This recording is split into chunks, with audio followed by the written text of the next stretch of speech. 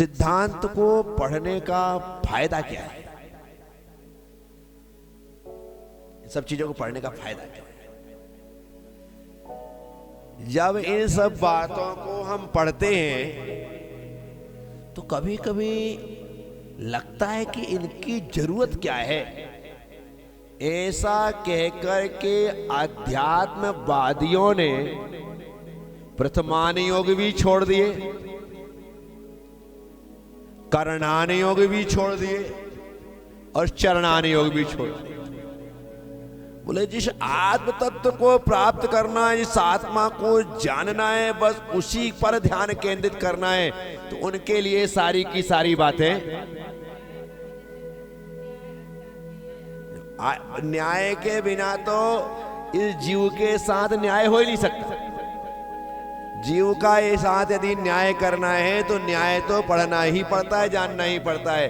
अन्यथा जो न्याय को नकार देते हैं वो अपनी ही आत्मा के साथ अन्याय कर रहे हैं, मान के चलना। तो यहां पर बात क्या है, सिद्धांत पढ़ना जरूरी क्या है, क्यों है? सठखंडागम जी जैसे जो ग्रंथ है ना, वो सिद्धांत ग्रंथ, उनमें सब कुछ यही भरा है।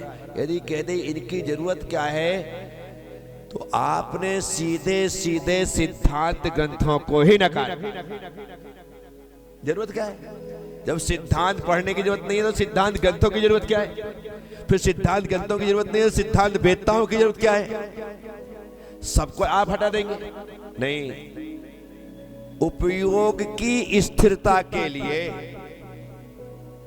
वस्तु स्वरूप को जानने के लिए और जीव तत्व आदि तत्वों के श्रद्धान के लिए सिद्धांत का पढ़ना जरूरी है। यदि आप सिद्धांत नहीं पढ़ेंगे तो जीव अजीव आदि तत्वों पर श्रद्धान ही नहीं होगा, आप कर ही नहीं सकते। तो इसी कारण से सिद्धांत पढ़ना नितांत आवश्यक और अनिवार्य है, क्योंकि इन्हें जब हम पढ़ते हैं तो इन्हें पढ़ने के पश्चात हमें यह फील होने लगता है, यह महसूस होने लगता है कि जैसी मेरी आत्मा है वैसे ही अन्य छोटे बड़े सभी जीवों की आत्मा है। और जब मैं अपनी आत्मा के लिए सुख चाहता हूँ तो वैसे ही अन्य जीव भी अपनी आत्मा के लिए सुख चाहते हैं। तो बस जब हमें सिद्धांत का ज्ञान हो जाता है तो जीवों पर यथार्थ श्रद्धान हो जाता है, और वह श्रद्धान ही सम्यक दर्शन, सम्यक ज्ञान, सम्यक चारित्र रूप रत्नत्रय का कारण बनता है। इसलिए सिद्धांत को पढ़ना नितांत आवश्यक है। समझ में आए ना आए पढ़ते रहो। आज समझ में नहीं आएगा, कल आएगा, कल नहीं आएगा, परसों आएगा, एक दिन तो समझ में आएगा ही आएगा। हम सोचे कि आज ही किताब खोले और आज ही सब कुछ समझ में आ जाए, तो इतना हमारा क्षय उपशम नहीं है, ऐसी हमारी बुद्धि नहीं है, ऐसी हमारी कुशाग्रता नहीं है कि हम फटाफट उसको समझ ले। समझने के लिए वक्त लगता है, तो आप उसे पढ़िए, सुनिए, समझिए। आज पढ़ रहे ना, हो सकता है पढ़ते हुए हम कुछ गलत समझ जाए, हो सकता है हम कुछ गलत अर्थ कर दे, लेकिन कल हमें समझ में आएगा, अर्थ भी सही हो जाएगा और हम समझा भी सही लेंगे, समझ भी सही लेंगे। तो इसलिए ये विषय सुनने में, समझने में कठिन जरूर लगता है, लेकिन इसे सुनते समझते रहिए। आज नहीं कल यह विषय एकदम सरल हो जाएगा। क्या हो जाएगा?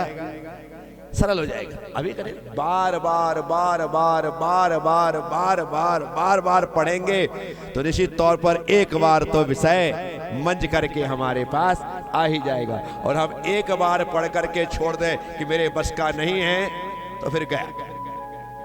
अपने आप को बस में करना है तो ऐसा कभी मत कहिए कि ये सिद्धांत मेरे बस का, ये लोहे के चने चबाने जैसा है। अरे भाई, लोहे के चने चबाने की आदत पड़ेगी तभी तो जाकर के कर्मों को चरमराओगे, उन्हें चबाओगे, अन्यथा कर्मों को कैसे चबाओगे?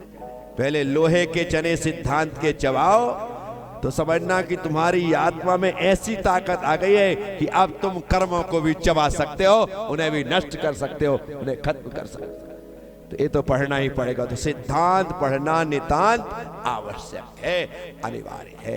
तो आज हमने इतनी बात की है, शेष चर्चा कल। ओम नमः। सबसे क्षमा, सबको क्षमा। जय गुरुदेव, जय महावीर।